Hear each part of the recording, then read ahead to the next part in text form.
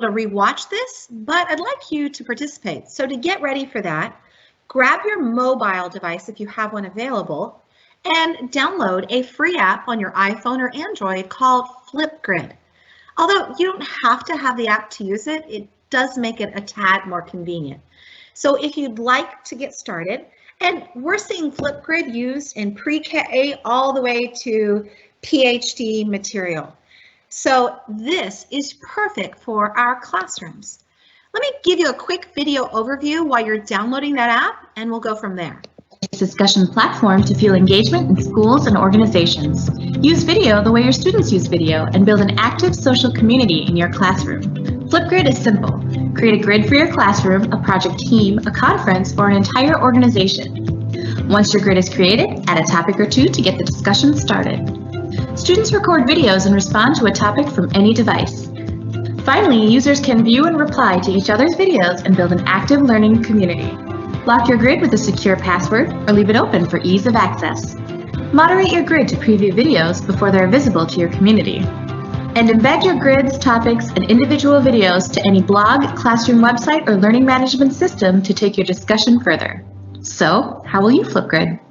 Well, let's find that out. So, let's begin here. This is perfect for distance learning. And again, we don't know what type of devices our students might have. And those students can actually cover up their faces if you don't want their faces to be seen. Now, notice something on this grid. Look at everybody's name. If you'd like to keep full-on privacy settings, you could just call everybody GR7 for grade 7. And a student could be blurred faced, sticker faced, whatever they want, just to keep things private. Or they can turn the camera in the other direction and maybe do that science experiment in grade 7 in the kitchen. Don't blow up anything though, really, okay? So we can get all of these awesome responses, and also they can show their personality as we go along. Let me show you an example of FlipGrid, just so we're headed down the right path, so you might know what to do when we get there.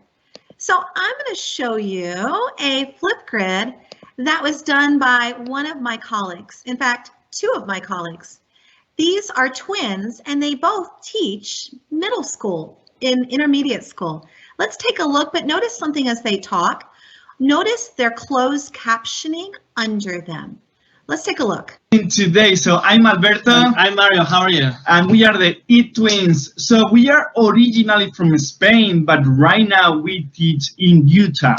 And we are here to share our story about remote learning. How did we transition from a face-to-face environment to a remote learning environment? So Mario, tell us, how was that transition for us? It was hard and it was easy at the same time. So it was easy because we use a lot of technology in our class, and our students are very used to the use of technology and, how to, behave in that virtual environment and all of that. So they are used to that. But it was hard at the same time because we kind of lost our, I would say, the culture of our class. We used to do a lot of SAIL activities, social emotional learning activities. We used to have a lot of fun and all of that. And when we transitioned to this remote learning environment, we kind of lost that because we were so focused on content.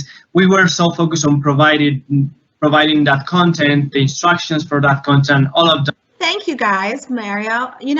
What they're about to say is that they started to use a lot more technologies to make sure their class was a community and connected, and things went much smoother. Did you notice the closed captioning at the bottom? And I could play it small or play it large. So lots of ideas. I can even add comments and feedback as an educator if this had been an assignment.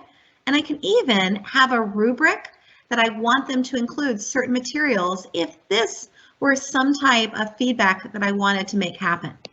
So FlipGrid, we're starting to see that, but where do I get started? So jot this down, and Blaze will put it in the chat in our Q&A.